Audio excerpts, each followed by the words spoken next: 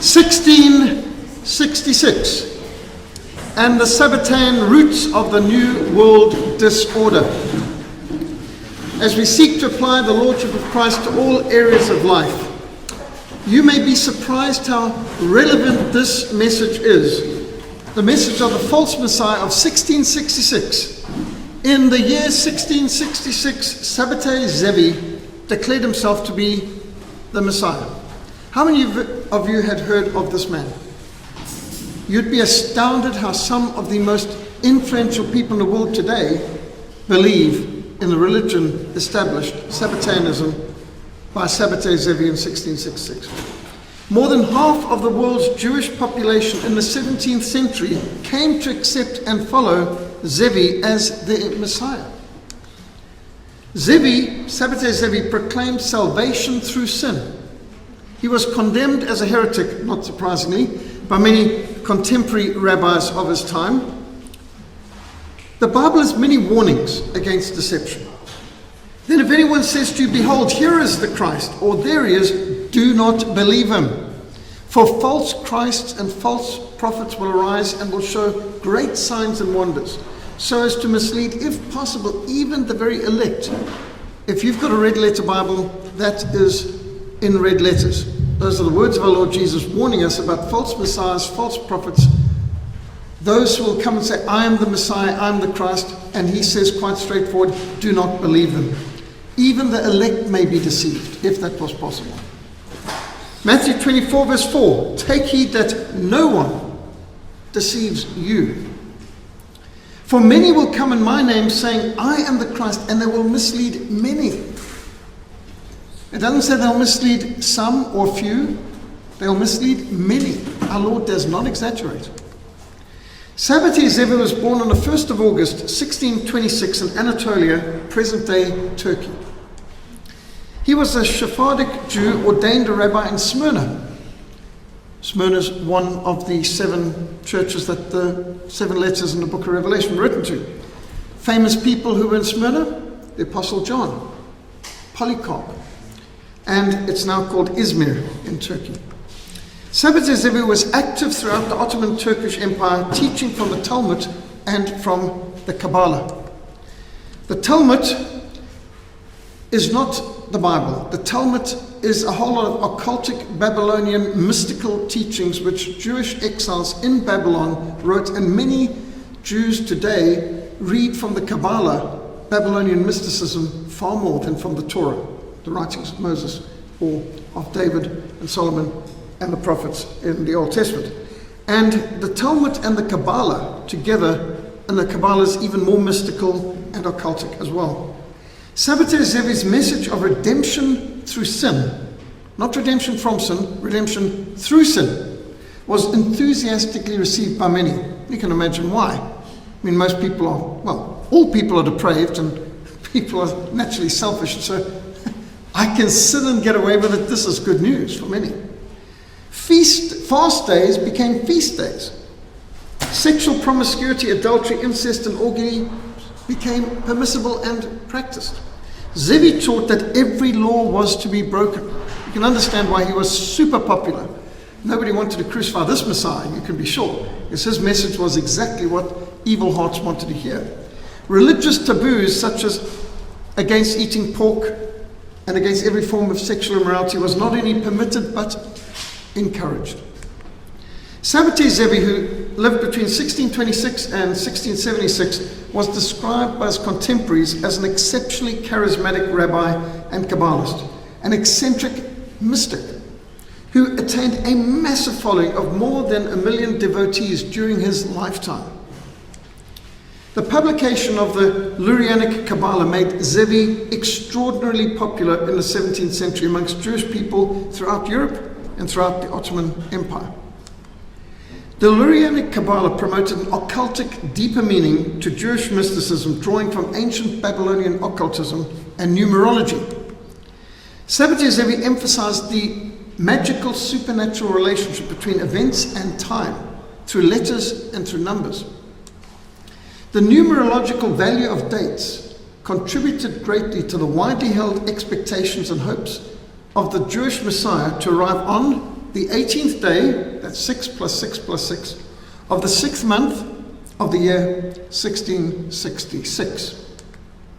One eyewitness, Rabbi Lib ben Ozer, wrote that Zevi was handsome, possessed an enchanting presence and an enchanting singing voice. Many wrote that there was none like Zevi in stature, and his face burned with intensity like fire. Many of his contemporaries claimed to have been converted to following Zevi when he appeared to them in dreams standing by the side of their beds. One wonders what on earth that was. Was an actual occultic demonic appearance? Or did he actually appear there? I mean, what was going on? But there was many key contemporaries who were converted by dreams. They would awake professing belief in him as the Messiah.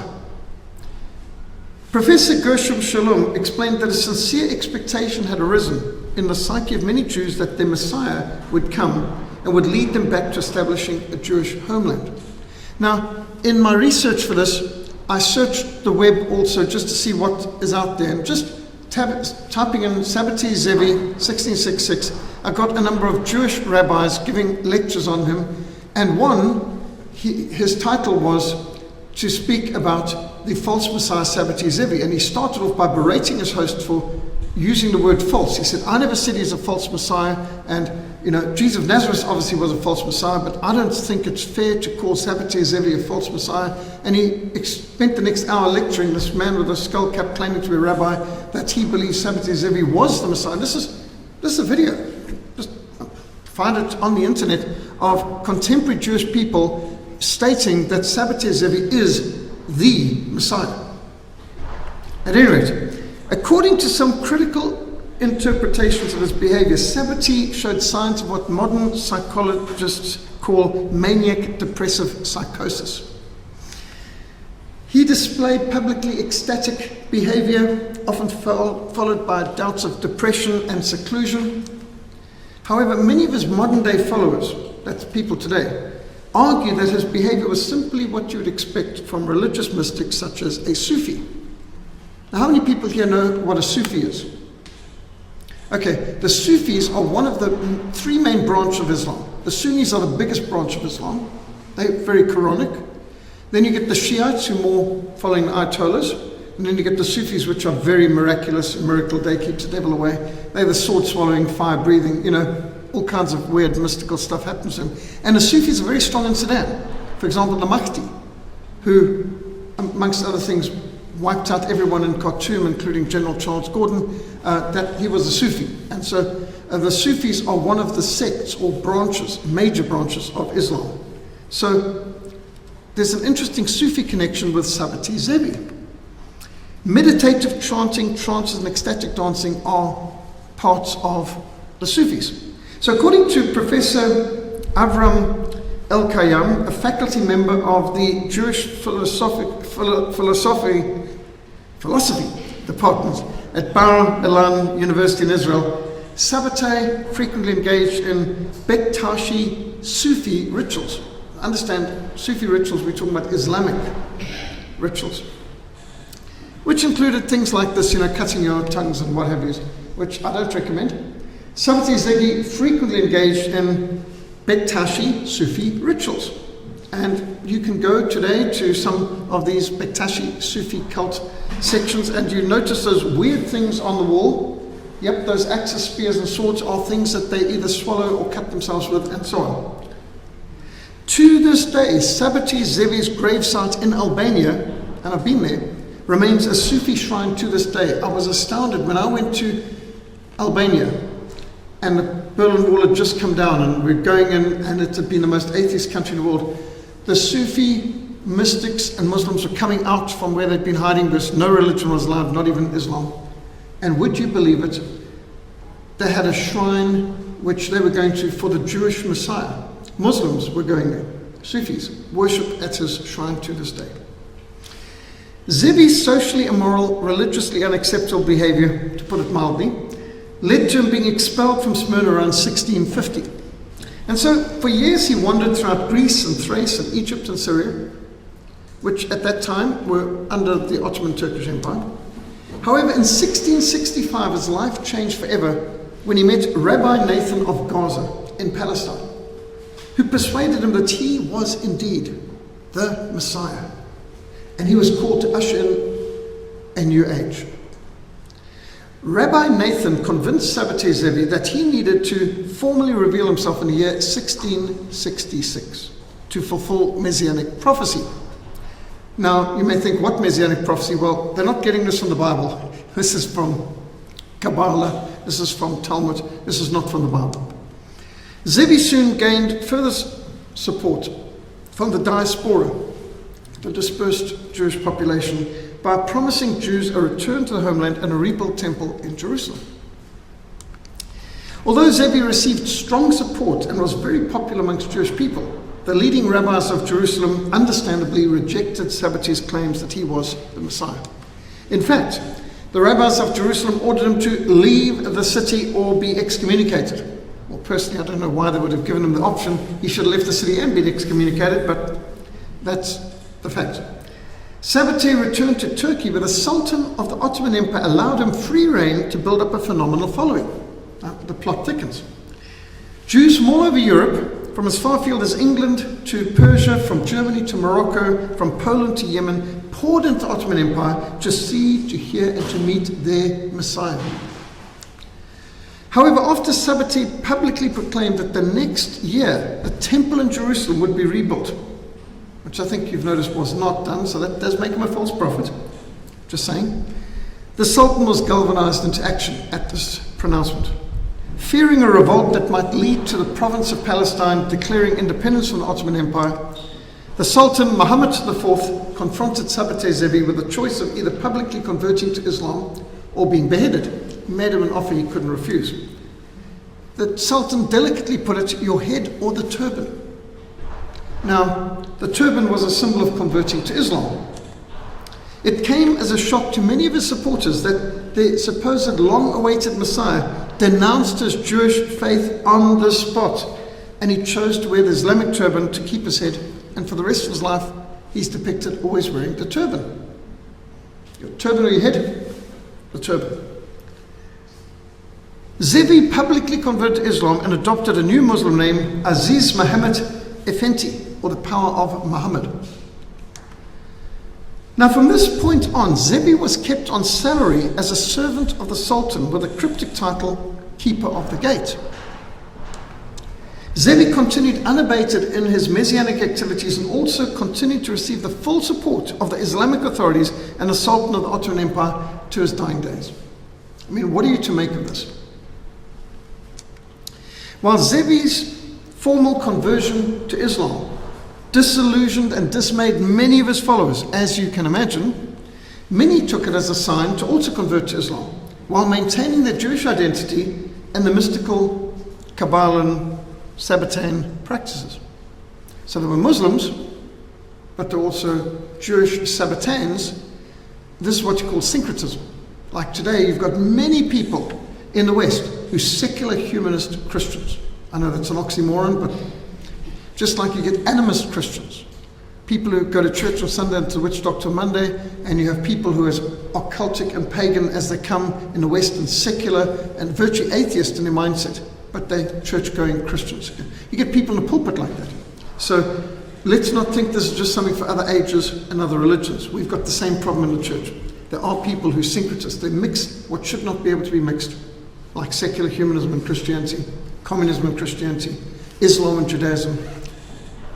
Islam has this problem too. They've got animistic Muslims too, folk Islam they call it. One of these Sabbatean cults, primarily located in Anatolia, modern-day Turkey, were called the Donmi, which translates to religious converts, which is a derogatory term which they themselves never used, the Donmi.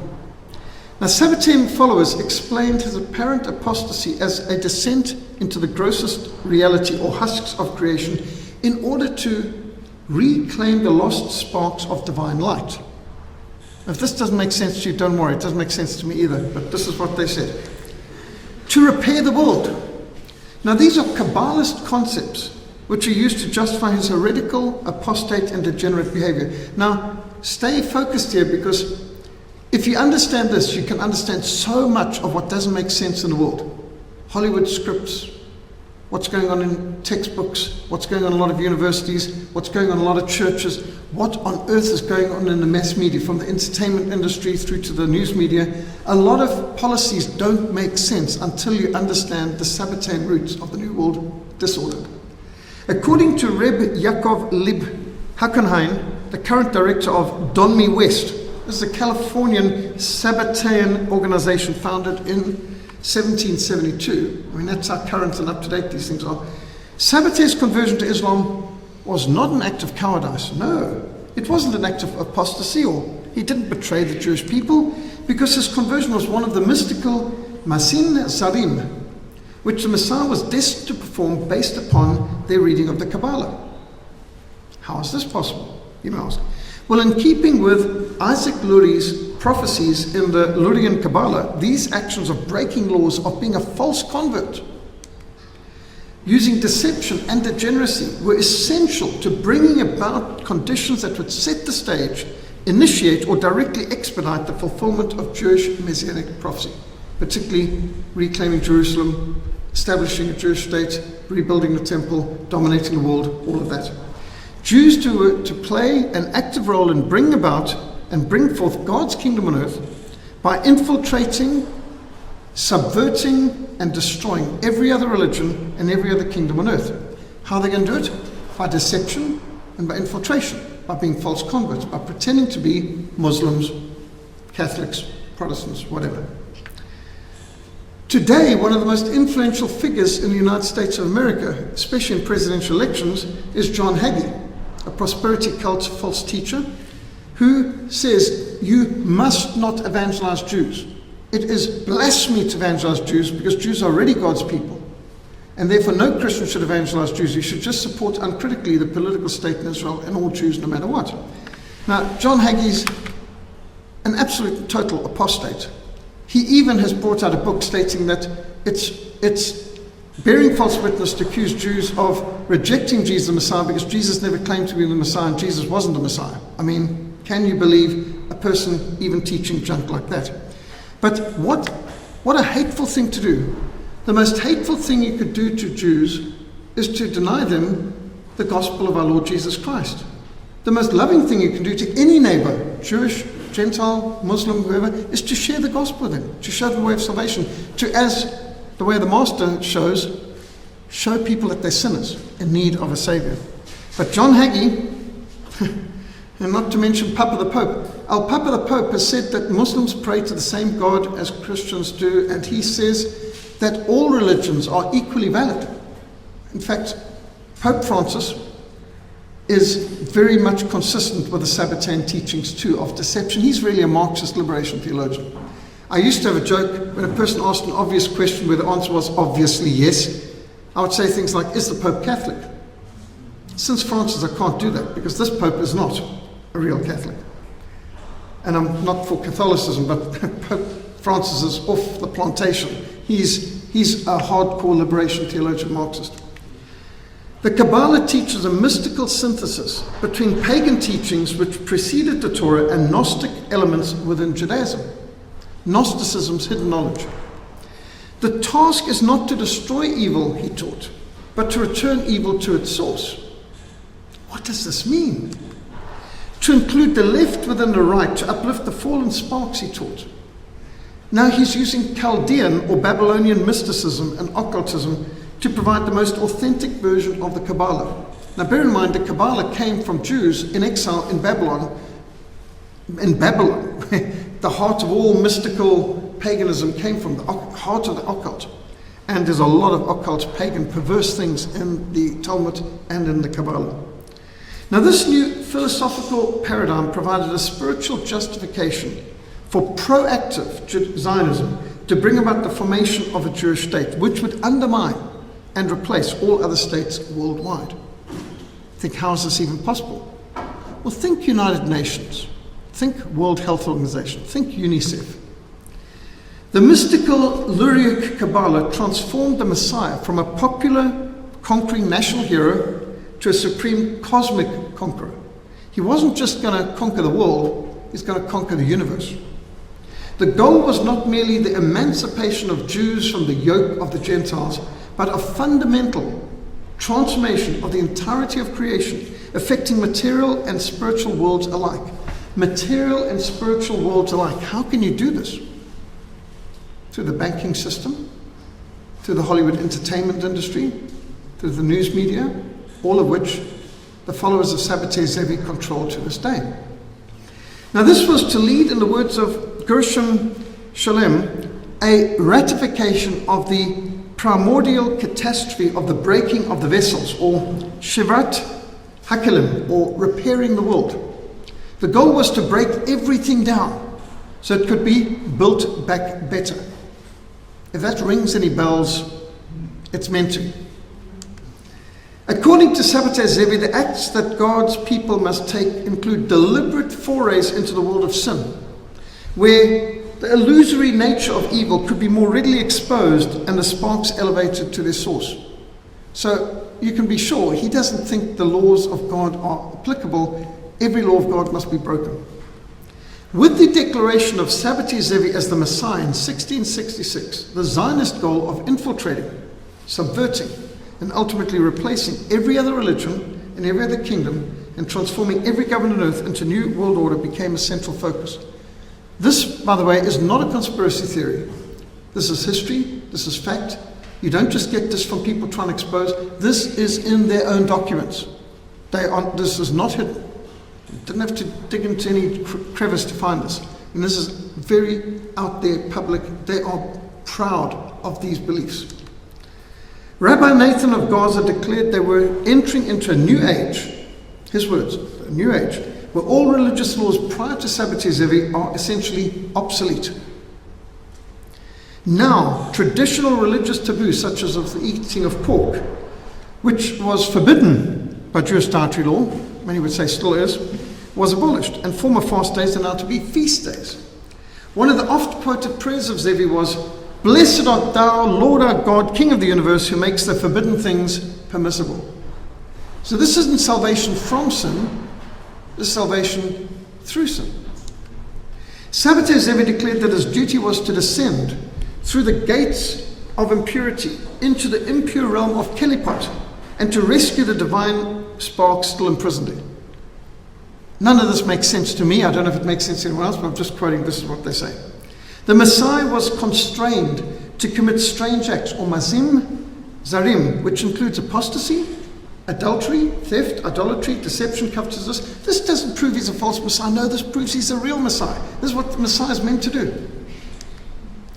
All of these breaking of every law of God was necessary for the fulfillment of Messiah's mission. Now, they're obviously not using the Bible. They're using the Kabbalah and the Talmud. The psychology of the Sabbatarians is utterly paradoxical. It doesn't make sense, but they believe it wholeheartedly nonetheless. So let's try and wrap our minds around this to understand, and then a lot of things will fall into place. Essentially, its guiding principle was whoever is as he appears cannot be a true believer. In practice, this means that true faith cannot be faith which men publicly profess. So if you claim to be a Muslim, but you're a Sabbatarian, that's the right thing. You're not meant to tell people you're a Sabbatarian believing in Sabbatai Zevi. You're meant to say, I'm a Muslim, or I'm a Catholic, or I'm a Protestant, or whatever it is that's suitable, but your real faith must not be publicly known. You must claim to be whatever you need to be in order to infiltrate, to subvert, to destroy, and to replace. True faith must always be concealed. The world must never know what your real faith is. For a Sabbatarian, it is their duty to deny their true faith outwardly, because it is a seed. And just as you take a seed, you plant the seed in the dirt. And unless it's planted in the bed of the soil, it cannot grow until it's first been covered over. Just as a seed must be covered over, so your true faith needs to be covered over. Nobody must know what you really believe. This theme of a secret, hidden, occultic identity became part of the Sabbatarian religious philosophy. In essence, a true act cannot be committed publicly to be seen by the world. True acts must be done secretly. Hence you have secret societies. Like true faith, a true act of God must be concealed, because it's only through concealment that it negates the falsehood of what's explicit. Now, if you say what you mean and you mean what you say, they reject you as false. Because the true is that which is concealed and full of deception. If that doesn't make sense to you, good. It shouldn't.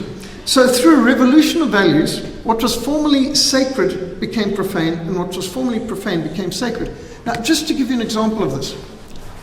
1992, in Wits University, I was invited to a debate against two dominees, one of which ran Trace and Chronique, a TV program on SATV. And we were to debate blasphemy. Now, The Last Temptation of Christ was banned in South Africa, and I think still is. And Wits University got permission from the de Klerk government in order to show in an academic setting the blasphemous Last Temptation of Christ film on the condition that there was a minister of the gospel who opposed the showing in a debate before, and they wanted a public debate to precede an academic showing. Now, I knew about this because some informer had informed me of what their conditions were. But Wits University didn't tell me when they contacted me and said, would you be willing to come to Wits University? We'll fly you up for a debate on blasphemy. They didn't tell me that they were required to by the Publication Control Board, and this is about the Last Temptation of Christ, which is going to be showed that night. So they didn't give me full disclosure at all, but fortunately I knew anyway.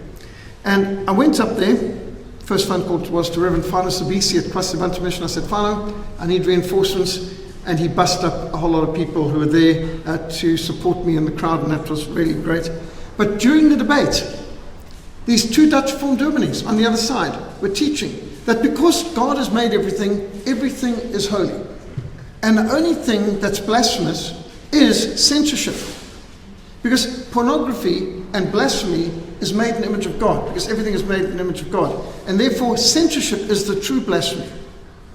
So, for us to try and censor blasphemy and pornography like The Last Temptation of Christ, the most blasphemous pornographic antichrist film ever made, that's blasphemous. I'm guilty of blasphemy because I want to restrict blasphemy and pornography. But they are reflecting the true face of God, because everything is made in the image of God. Does this make sense to you? I hope not. At any rate, that was their point. And I didn't understand it. I thought they were just idiots. But actually, they were actually reflecting faithfully the Sabbatean position. The Sabbatean sect, which flourished during the lifetime of Sabbatai Zevi, and afterwards continued to indulge in wife-swapping, religious sex orgies, adultery and incest as religious activities. It is thought by some scholars that Zevi had some deep connections with the Bektashi Sufi order of Islam. Some similarities through the Sabbatean Donmi and the Bektashi Sufi practice include the deliberate violation of kashrut and halal, ritualistic group sex, wife swapping, ecstatic singing, chanting, mystical Kabbalah, belief in the hidden occultic reading of the Torah and of the Quran. This is a problem for Islam as much as it is for Christianity. The Sabbateans in Salonika regularly held a celebration on the 26th day of the Hebrew month of Adar, known as the Festival of the Lamb. By the way, just another interesting point. There was this French president. Who was the French president going back? He went back to Salonika, place of his birth, and the Sabbateans put up a plaque there in memory of him, because he came from there, the land of your mother and your father, and so on and so forth. So the French president came from the Sabbatean cult and acknowledged that when he went to Salonika recently. And they've got a memorial for commemorating his visit there, just by the way. The Festival of the Lamb included getting drunk, extinguishing all the lights, and in total darkness, religious, sexual sharing of wives and daughters. Can you imagine such debauchery? The teaching was that as a grain of wheat must rot in the earth so that it can sprout, the deeds of believers must become fully rotten before they can germinate in salvation. This is satanic. This conveys the Sabbatean theology in a nutshell. Salvation comes through sin. Redemption is achieved through deception. According to Gershom Shalem, Sabbateanism is the matrix of every single significant movement that's emerged in the 18th and 19th century. From Hasidism to Reform Judaism to Freemasonry and Marxist revolutionary communism, all of them have sprung out of the roots of Sabbateanism. For example, just take Reform Judaism. Reform Judaism, here they've got Jews and tattoos. Now, the Old Testament forbids tattoos, so much so that in Judaism to this day, if you have a tattoo, you can't be buried in a Jewish cemetery. But Reform Judaism now take whatever the Bible forbids and they say it's fine. In fact, they will put the rainbow flag representing the LGBTQ along with that, and they will claim, along with, in fact, right now, it is claimed by the homosexuals that Tel Aviv is the most gay-friendly city in the world, and the government of the State of Israel spends multiplied hundreds of millions promoting LGBTQ, and they have gay pride festivals. It's the biggest, most debauched in the world is in Tel Aviv. And the gays are voted the most gay-friendly city in the world, even more than San Francisco now. And now, Judaism, of course, forbids this. But Reform Judaism, unlike Reform Christianity, which is go back to the Bible, Reform Judaism is go way away from the Talmud and the Torah. From the Torah, I should say, not the Talmud. I mean, can you imagine? I think any Jewish person would think this is blasphemous, but not Reform Judaism. Not to mention the Freemasons, which is thoroughly rotten with all this. But that's another story. The Freemasons and the Sabbateans overlap quite significantly, and you can see a whole lot of their imagery. These are Freemasonry symbols. And a lot of their practices being a secret society also, it ties in with Sabbateanism being secret as to your real beliefs. Well, the Sabbateans, who are Donmi, who are converts or false converts, managed to seize Constantinople and take over the Ottoman Empire. And it is believed, and the evidence is strongly there, that the Turkish Ottoman Empire's genocide of the Armenian Christians was run by the Sabbateans who had hijacked Islam. They pretend to be Muslim, but they're actually Sabbateans. And there's very strong evidence that the Young Turks, that Ataturk, the whole lot, that these people were Sabbateans, and explains why the Ottoman Turkish Empire moved from officially Islamic to being secular Islamic, but very debauched and very occultically anti-Christian too. Sabbatean believers teach that they're the champions of a new world order, which will be established by overthrowing the values of all other religions and all other kingdoms. They teach the holiness of sin. Now, a man like John Hagee, who's one of the worst false prophets, one of the most dangerous false prophets in America today, who continually is calling on America to nuke Iran, launch nuclear wars in the Middle East. I mean, how irresponsible is that? And it doesn't matter what the State of Israel says, you've got to support it. Now, we've had in our office in Cape Town, in Livingston House Mission, the head of the pro-life movement in Israel, who says that the abortion rate in Israel is one of the worst in the world, and that the State of Israel is killing more Jews than all the persecutors and anti-Jewish elements combined. And the promotion of abortion and LGBTQ in Israel, how can a state that is secular, that rejects Christ and also rejects Yahweh, and which is legalizing everything from pornography, euthanasia, mandating salvation by vaccination, going all the way through to abortion and so on, how can this, with legalized prostitution in Jerusalem, how can you call that the people of God? How can you call that God's state or anything like that? They're in rebellion to God. Having just surveyed the whole Bible in a 6-year project, going through the Old Testament, I was struck that not a single prophet, not one, not the minor or major prophets, ever gave Israel a blank check. They condemned, every single one of the prophets condemned Israel for idolatry, for immorality, for incest, for interfaith, for ingratitude, a whole lot of things. And the fact that God abandoned Jerusalem twice, condemned it to destruction, shows God does not give a blank check to anyone. And so for John Hagee to say that the State of Israel is holy and they're the people of God, even while they persecute Christians. A friend of mine fought in the fought in the Yom Kippur War, 1970s. He's a veteran of the Israeli Defense Force. He was stripped of his citizenship when he came to believe in Yeshua al-Mashiach as the Messiah. As he said to me, in Israel you can be an atheist and be a citizen. You can be a communist and be a citizen. You can be an occultist, you can be a Satanist and be a citizen, but you cannot believe in a Messiah. He said, I don't call myself a Christian, I call myself a completed Jew. I believe in a Messiah. Stripped of citizenship, even though he is an IDF veteran. But you mustn't bring up facts. John Hagee says, trust him no matter what. Anyone know what CUFI is? Christians United for Israel. Very powerful political lobby. They can get people elected and they can launch wars. Well, 50 years after the death of Sabbatai Zevi, Jacob Frank was born. And Jerry Rabbo, in his book, The Untold Story of 50 Jewish Messiahs, reported that Jacob Frank believed he was the reincarnation of Sabbatai Zevi. By the way, he's also a reincarnation of the patriarch Jacob in the Bible too, he says. Jacob Frank continued and extended the paradoxical teachings of Sabbatai Zevi, declaring that with the coming of the Messianic age, Zevi had transformed sexual prohibitions of the Bible into permissions and obligations. The only way to purify the soul is through sexual immorality and orgies. Debauchery is therapy. Now, if this sounds really satanic, it is, obviously. But do you know, there's a whole bunch of psychologists today promoting the idea of therapy through debauchery. Can you imagine? Not very clever. The best way to get clean is go and throw yourself in a sewer. Jacob Frank asserted that the God of the Bible is evil. And Jews need to reject every moral law and every commandment. Now, if you're wondering what on earth is going on in Hollywood, what is going on in these scripts of these films? Sabbatainism explains it. The only way to a new world order, he taught, was through the total destruction of Christian civilization. And the only way you can destroy Christian civilization, join it, infiltrate it, subvert it from within.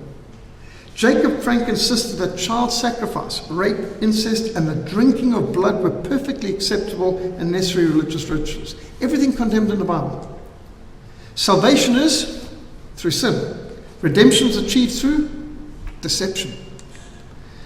Jacob Frank also convinced his followers that the only way for their special form of Judaism to survive was for them to outwardly become Christians, just as the Donmi had descended into the world of Islam.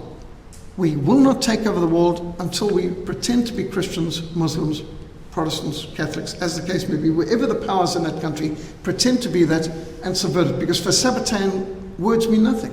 Your outward confession is nothing. Your real belief is what's concealed and hidden. Jewish authorities in Poland understandably excommunicated Frank and his followers, rejected his concepts of purification through transgression. So the official Judaism always said, this is heresy, this is nonsense. They wouldn't accept it. But that doesn't mean there weren't a huge amount of followers underground. Jacob Frank then publicly converted to Islam and Catholicism. Now, how you can do both, I don't know, but anyway, this is described in some books as the synagogue of Satan, quoting what Jesus said in John chapter 8, speaking about the father of lies, your father devil, murder from the beginning, and of course in Revelation there's multiple references to the synagogue of Satan. So Jacob Frank held annual springtime lamb festivals which consist of drug use, sacrifices, nudity, exchange of spouses, daughters, immoral religious sex. Frank preached that true religious believers, Jewish believers, were to cross every boundary, transgress every taboo, mix the sacred with the profane. Does this ring any bells with some Hollywood scripts? Eve Frank, who lived from 1754 to 1816, his daughter was called the holy matron of the Sabbatain movement. She served as the central figure in the sex rituals of the sect in Poland. Jacob Frank had approximately 50,000 disciples in his lifetime.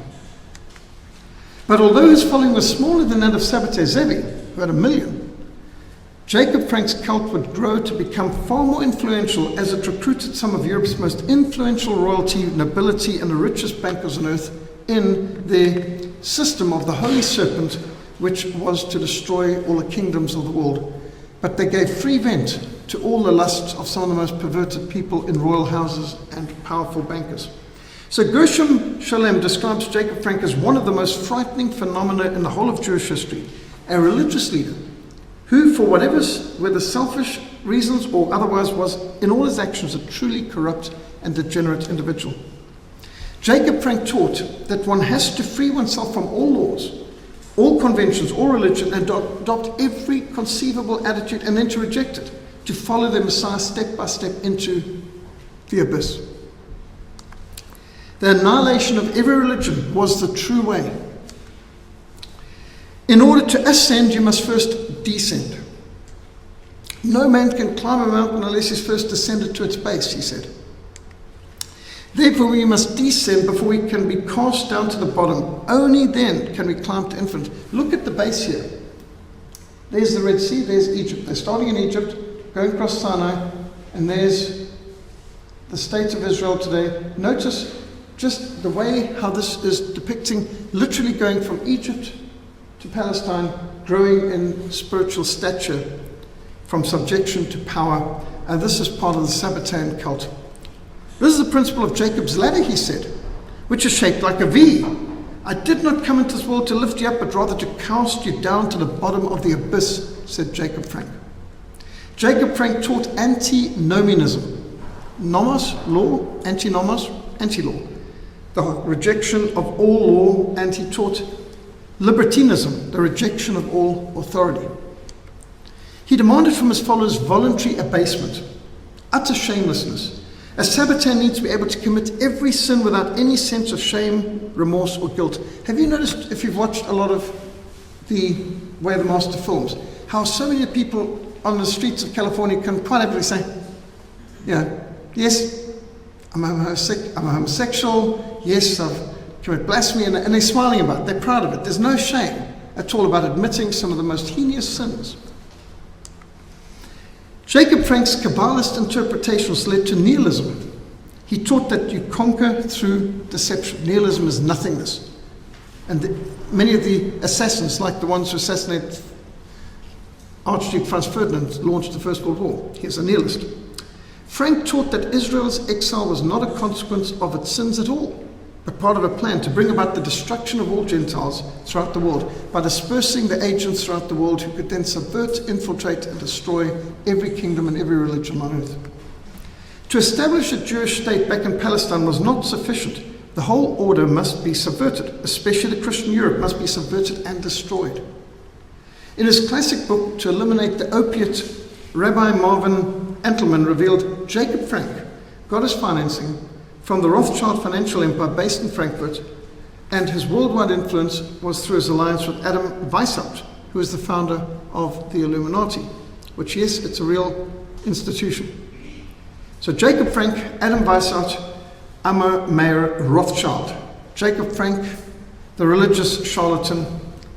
Adam Weishaupt, his parents were a Jewish Kabbalist rabbi. His professor was a Jesuit.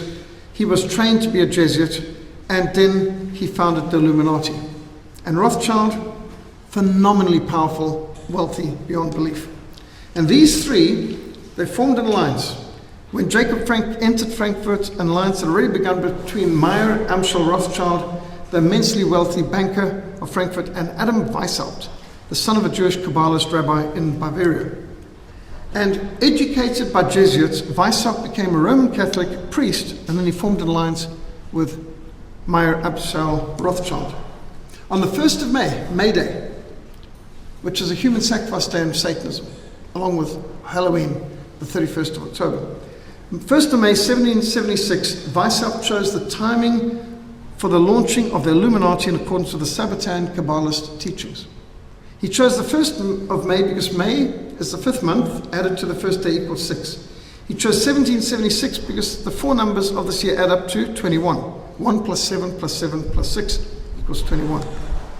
Also, the sacred number 6 plus 21 equals 27, another number with occultic Kabbalist powers.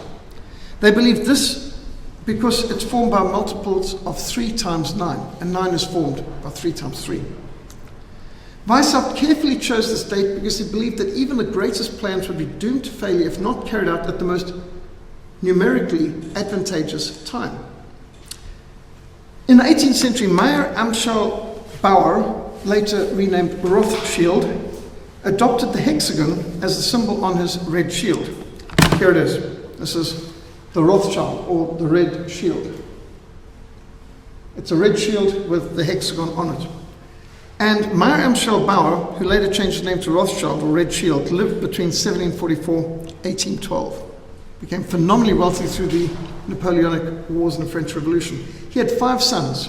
Amschel Meyer remained in Frankfurt, dominated German banking. Solomon Meyer settled in Vienna, in Austria. Nathan Meyer lived in London, took over the Bank of England, set up the Bank of England. Karl Meyer, Italy, Naples, ran the banks of Italy. And James Meyer settled in Paris.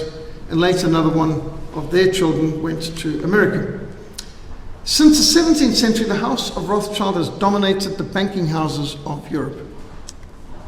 And they go all the way down to the present day. Today we've got Jacob and Philippine Meyer Rothschild. Nathan Rothschild is quoted saying, "I care not what puppet is placed on the throne of England to rule the empire on which the sun never sets. The man who controls Britain's money supply controls the British Empire. And I control the British money supply. Whoever controls insurance of money controls the government." Born in blood, indeed. Adam Weishaupt, Mayer Rothschild, Jacob Frank launched the Illuminati on the 1st of May 1776 in Frankfurt with the long-term political goals of, number 1, abolition of all monarchies and all governments. Number 2, abolition of private property and inheritances. Number 3, abolition of nationalism. Number 4, abolition of the family and of the institution of marriage. Number 5, abolition of all religion. Number 6, establishment of compulsory communal education for all children. Now, anyone who's read Karl Marx's Communist Manifesto of 1848 will recognize immediately the Illuminati agenda is clearly articulated here. It's the same. And they show a direct line all the way down to the Rothschilds of today and the communism of today, being 2 arms of the same movement.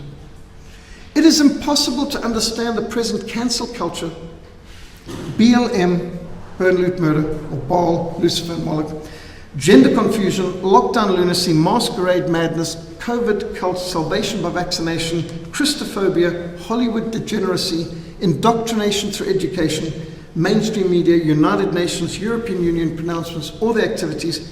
It's impossible to understand all this without understanding the Sabbatean roots of the New World Order. It's something that just makes it all fit in. In many ways, Jeffrey Epstein epitomizes the Sabbatean religion. He owned his own island, Little St. James Island, which was called Pedo Island, or Pedophile Island.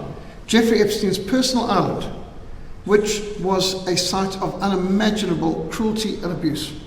And then there's this weird cubic temple with Islamic-type dome on Jeffrey Epstein's island, which reportedly led down to an underground chamber. Certainly looks positioned to do so, especially when you see there's a road leading to what looks like a subterranean entrance too.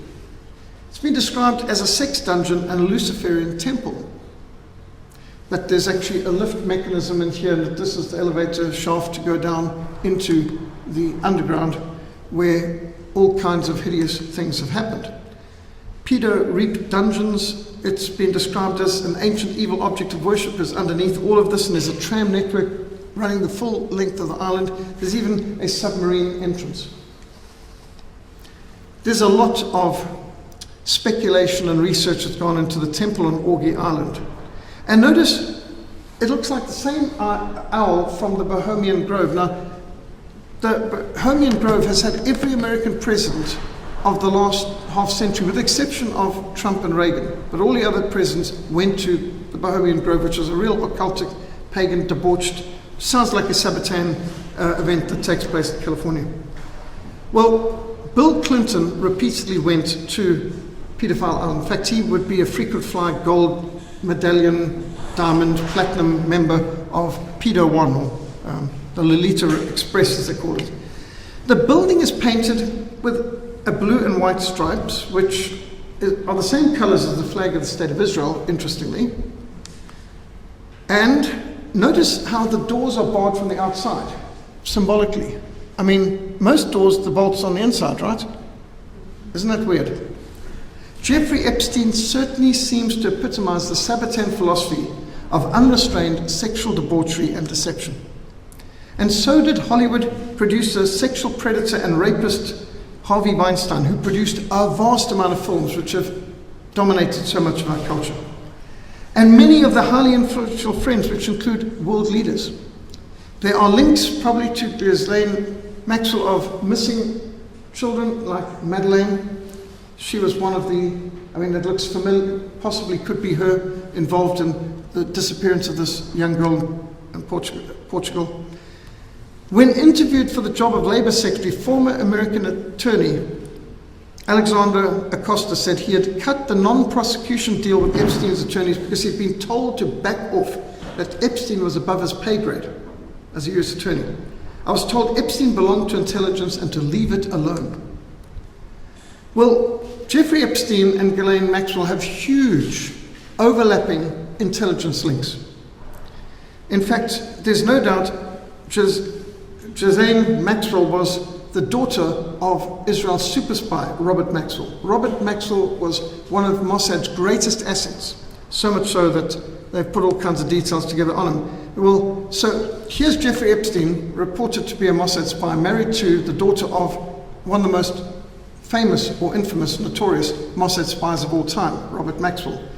And the links go all the way even to the British royal family. There's CIA connections too. So what was going on at that island? What was going on at that island was that world leaders, congressmen, judges, top people, royal family people going in, and they were being filmed. There was film equipment, spyware in every one of the rooms of his island and his New York mansion. And so they could at any point compromise members of Congress, presidents, and so on. This is a painting of Bill Clinton in red high heels and some woman saying that's on the walls in Jeffrey Epstein's apartment. And there's pictures of Bill Clinton getting onto Pedo One or Lolita Express, Jeffrey Epstein's personal plane, his frequent flight, I think 27 flights with him. And people are talking about and accusing Clinton of plainly being a pedophile. And Weinstein and Epstein very closely related, along with many Hollywood greats and very key people in government in America and around the world are involved, and Oprah Winfrey and all the rest of it, including Bill Gates, who's been responsible for some of our recent problems. Bill Gates was a frequent flyer, and Jeffrey Epstein was his financier. He handled Gates's finances in the early years. And Bill Gates flew with Jeffrey Epstein to Lolita Express, and there's all kinds of shocks and horrors and details that come in here. The amount of people involved in this are huge, but none of this makes sense unless you understand the Sabbatean roots of the New World Order. Dead men tell no tales, spies, lies, and blackmail. Robert Maxwell definitely did it. Jeffrey Epstein, Ghislaine Maxwell evidently did too. Bring in famous people, give them what they want, film it, and you can blackmail them for life and get them to do what you want. And so there are books out. There's an ex-Mossad person who's published a tell-all story that, yep, Jeffrey Epstein is one of our assets. This is a sign somebody saw along the road. Jesus willingly died for you, unlike Epstein, who didn't kill himself. Shadowland, about the incredible deep state actors at war with Christianity. And all of them have some intriguing roots in Jacob Frank and Sabbatai Zevi. Everyone will deceive his neighbor and will not speak the truth, for they've taught their tongue to speak lies. They weary themselves to commit iniquity. Jeffrey Epstein, Harvey Weinstein, Bill Clinton, Hillary Clinton. This Weinstein is one of the most lecherous, disgusting people in the history of the world. And the Obamas, everyone just loved him. They could all, and the Hollywood actresses wrapped themselves around him and let him use them so that their careers could be advanced. And then you get John of God, who's hyped by Oprah Winfrey, is now accused of abusing hundreds of women. This is common. But Oprah Winfrey is also a regular at Pedo Island, friend of Jeffrey Epstein's.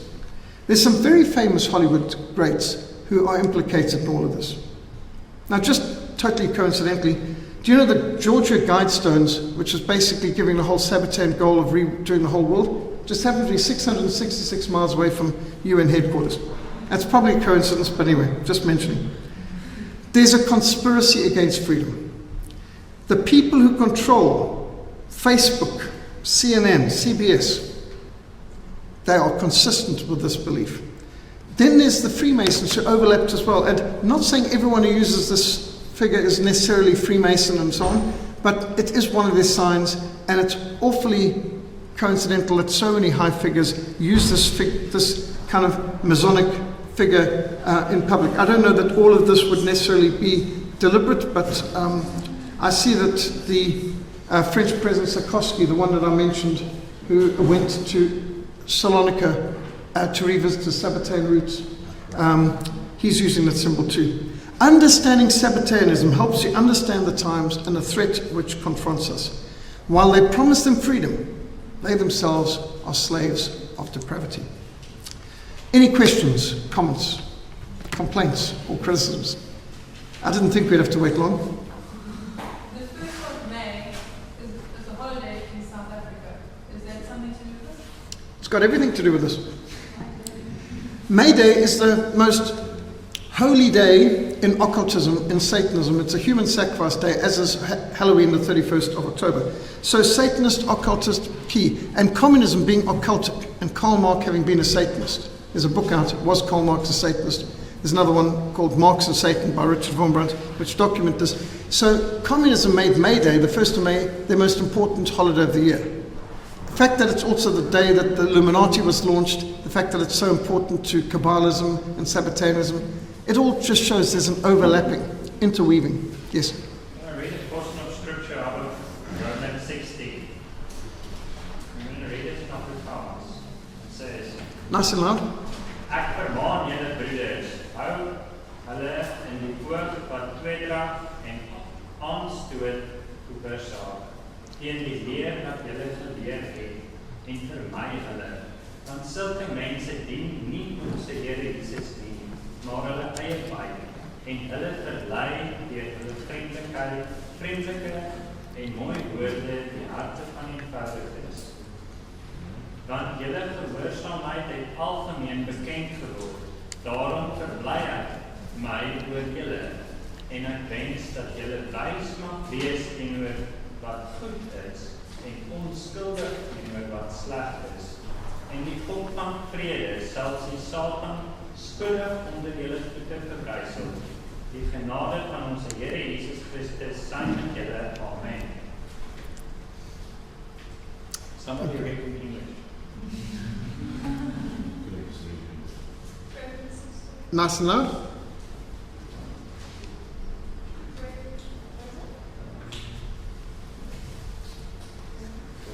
From verse 17.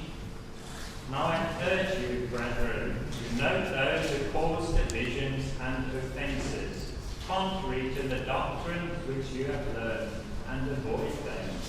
For those who are such do not serve our Lord Jesus Christ, but their own belly, and by smooth words and flattering speech they deceive the hearts of the simple.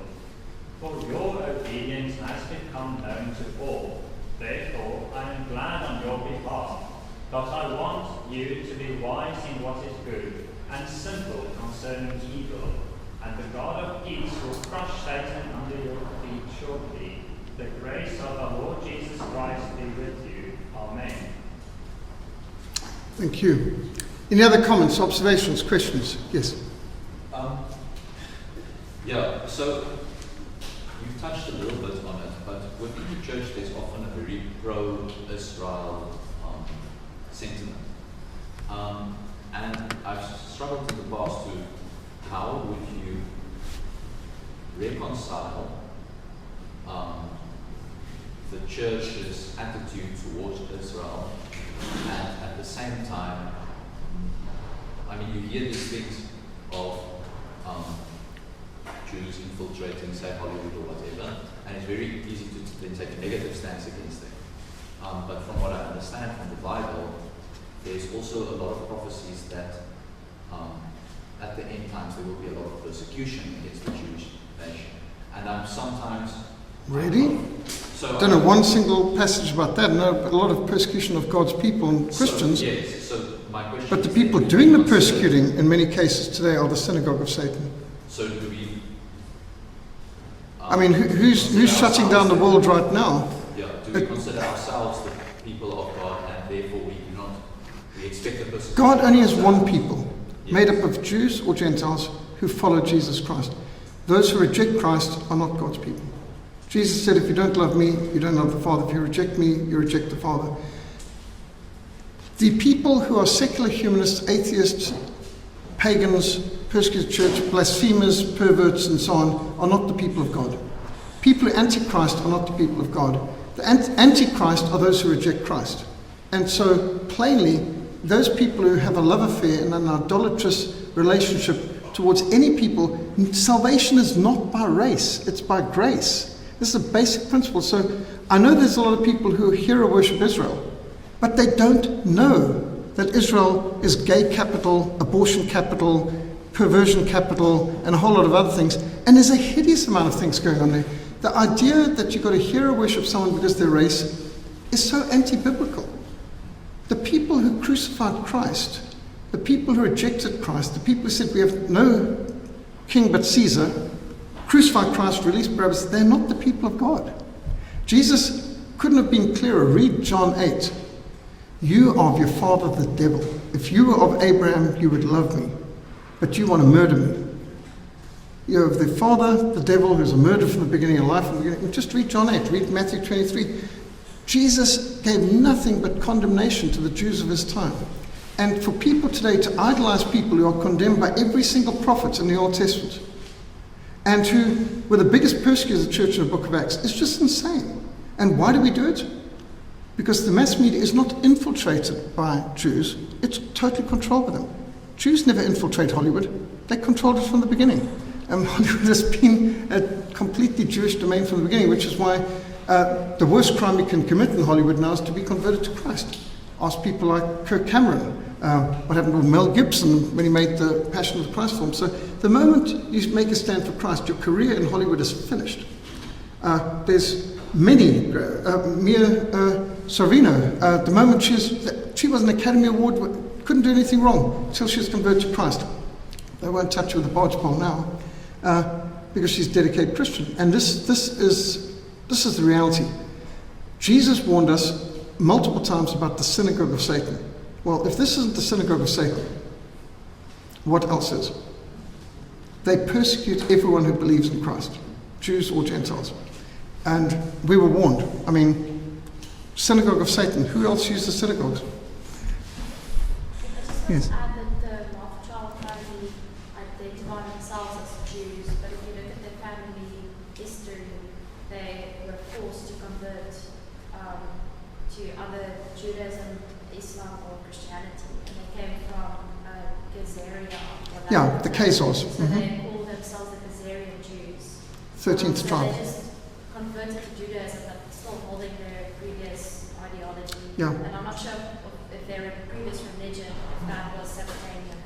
Yes, well, just bear in mind also that when Jerusalem fell in 580 BC, under Nebuchadnezzar, went into Babylonian captivity, the Edomites rejoiced, and the Edomites, remember, Jacob have I loved, Esau have I hated. The Edomites of the Idumeans or of Jacob, of the Moabites, they moved in, they took over Jerusalem a lot. And when the exiles returned and tried to build, there were still so many Idumeans and Edomites around that in fact the king of Judea was King Herod, the Idumean. He was an Edomite. So an Edomite was even king of Judea at the time that Jesus was there. And many of the people who crucified Christ were probably not even true, well, maybe children of Abraham, because Esau came from Abraham too, but not of the true children of Abraham, meaning from Jacob. And so many of the Edomites, many people who then would have called themselves Jews and today call themselves Jews, are actually Edomites who have been historically the enemies of God. And this is part of how it makes sense in John 8 when Jesus says to them, when they said, we children of Abraham, and Jesus agrees, yes you are, but, and then he says, you're of your father the devil, who's a murderer and a liar from the beginning, and so on. You can read the whole of John 8. But plainly, how could he say that? On one side they said, we have never been slaves of anyone. And Jesus doesn't contradict them. Now, if they were true children of Abraham and Jacob, they would have been slaves in Egypt for 400 years. But Esau never went to Egypt. They weren't slaves in Egypt. And so if they were the Edomites, it would make sense. Everything being said. Anyway, this just came clear to me when I was going through the Bible survey, going through the Old Testament prophets, especially the minor prophets. All this becomes very clear about how the Edomites had basically taken over and infiltrated so much of Judea that many of the people who were expressing the hatred of Christ could have easily been the historic enemies of God, the Edomites. And so many today who call themselves Jews are actually more like Edomites and are the synagogue of Satan. You get true Jews, you get fake Jews, and you get the synagogue of Satan, which is a real corrupt bunch. Just like in the church, we get true Christians, we get fake Christians, and we get absolute apostates who might wear bishop's robes. It doesn't make them any less false prophets. Any other comments or questions? Yes, Karim. What is this like the view of women in their cults or their religion? Women are super important to be abused, evidently. But I don't know of any major woman leadership in their religion, but you can see that they seem to be happy to have Hillary Clinton come forward and be part of their cult.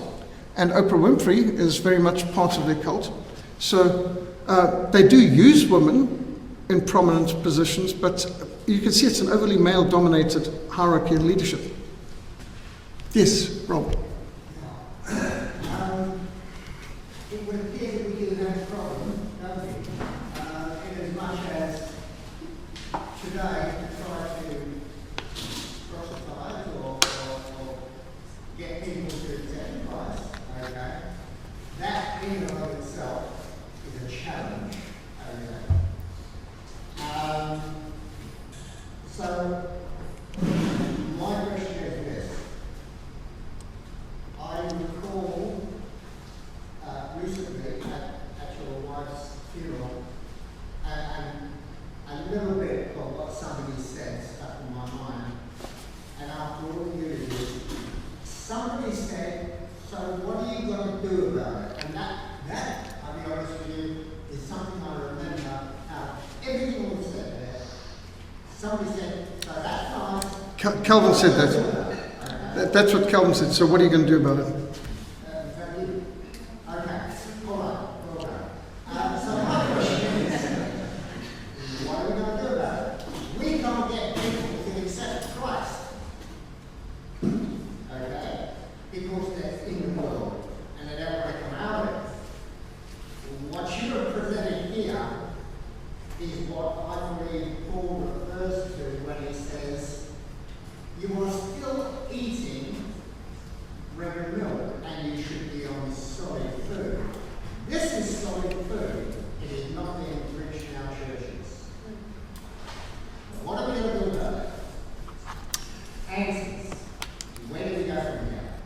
Thank you. Well, first of all, I've got notes. I will put out the notes of tonight. I've got it all in text. Later, by Angelo's ministry, we will get this out as a video. I'll share the PowerPoint and so on. Obviously, sharing this information is important on every platform we can before we get deplatformed.